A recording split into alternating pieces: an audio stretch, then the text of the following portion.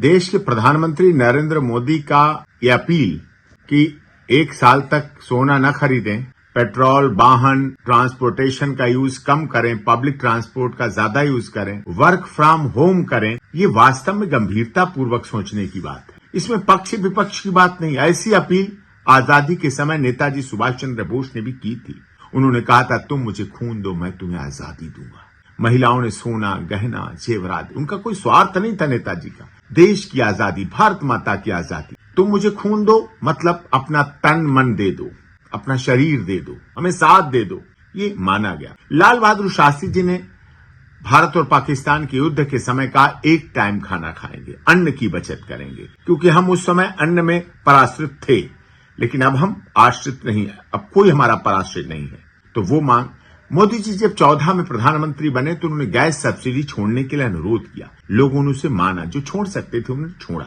इंदिरा जी का आखिरी भाषण क्या था? भुवनेश्वर से जब वो आई थी, मेरे खून का एक एक कतरा देश की एकता, अखंडता को मजबूती, ये अनुरोध था, एक सब्जेक्ट था, विषय था, और ये बातें मानने वाली हैं और होनी चाहिए। समय पर हमारे देश के संवैधानिक पद पर बैठे हुए नेताओं ने ऐसी अपीलें की हैं और अपील सारगर्भित होती। देश के संत महात्मा अपनी कथाओं में क्या अपील करते हैं? वेद, पुराण, उपनिषद, रामायण, गीता, ये क्या है? ये धार्मिक ग्रंथ हमारे क्या है? एक प्रेरणा ही तो है। पवित्र कुरान शरीफ, गुरु ग्रंथ साहब, बाइबल, ये पवित्रता के आधार पर हमें धार्मिक रूप से हमें आदेशित करती हैं कि हमें सत्य मार्ग पर चलना चाहिए। उसी तरह से हमारे देश के माननीय प्रधानमंत्री जी ने सोना न खरीदने की अपील की। इसका मतलब सोना महंगा हो गया है, तो इससे लोगों में भावनाएं आएंगी, जागृत होंगे, और जो मांग रहे होंगे सोना, बहू बेटी की शादी, उन्हें भी तसल्ली होगी, वो मांग भी नहीं पाएंगे।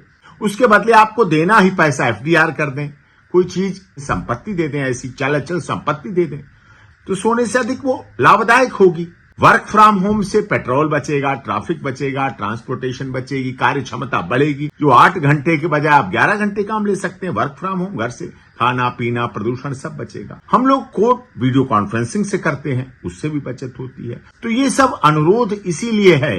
पब्लिक ट्रांसपोर्ट अगर हम यूज करेंगे तो पेट्रोल बचेगा, डीजल बचेगा, भीड़ बचेगी, शांति रहेगी। तो ये हमें इस पर राहुल गांधी जी को पक्ष विपक्ष की न बात करते हुए एक देश के नाम संदेश के आधार पर अमल करना चाहिए और समर्थन भी करना चाहिए।